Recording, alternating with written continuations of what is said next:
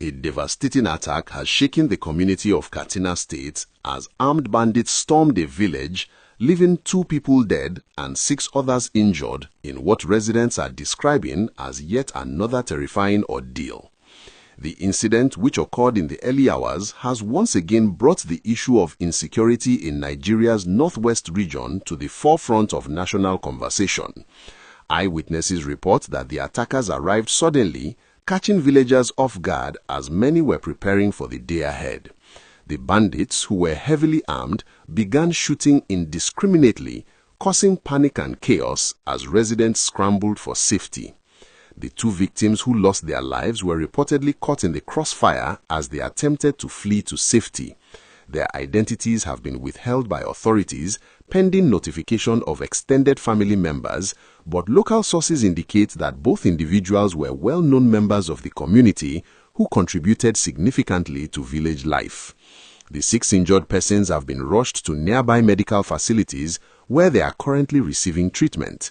Medical personnel attending to them have described their conditions as ranging from stable to critical, with some having sustained gunshot wounds that required immediate surgical intervention.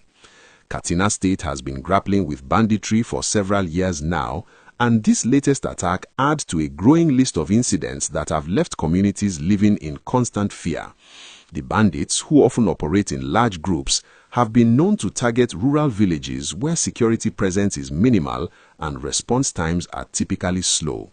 These criminal groups have evolved from cattle rustlers into well-organized armed gangs that terrorize communities through kidnappings, killings, and large-scale theft of livestock and other valuable property.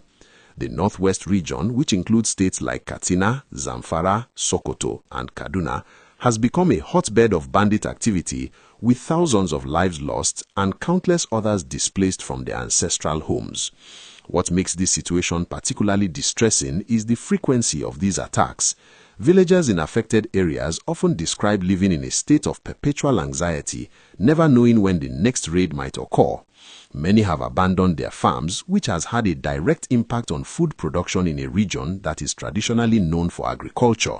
Schools have been forced to close in some areas, and economic activities have ground to a halt as people prioritize survival over commerce. The psychological toll on residents, especially children who witness these violent incidents, cannot be overstated. Security agencies have been working to combat the menace, but the bandits' knowledge of the terrain and their apparent access to sophisticated weapons have made the task incredibly challenging. There have been numerous military operations in the region, some of which have resulted in the neutralization of bandit camps and the rescue of kidnapped victims. However, the bandits continue to regroup and launch fresh attacks, suggesting that the root causes of the problem go beyond mere law enforcement. If you are finding this information valuable and you want to stay updated on important news like this, make sure you hit that subscribe button and turn on notifications so you never miss an update from us.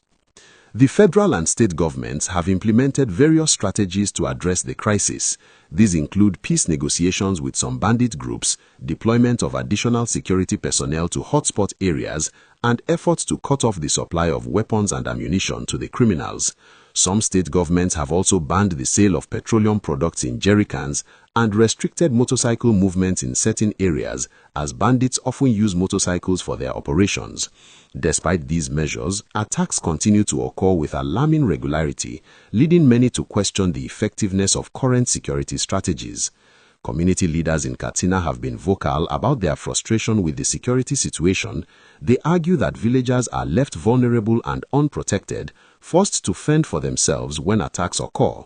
Some communities have resorted to forming local vigilante groups to provide some level of defense, but these groups are often outgunned by the bandits.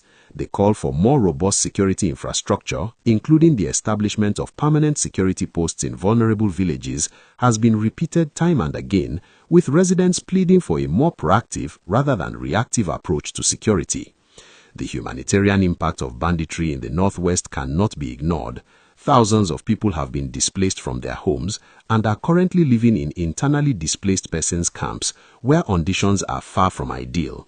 These camps struggle with inadequate food supplies, poor sanitation, and limited access to healthcare and education. Women and children are particularly vulnerable in these situations, facing increased risks of exploitation and abuse. International humanitarian organizations have raised concerns about the deteriorating situation and have called for increased support for affected communities.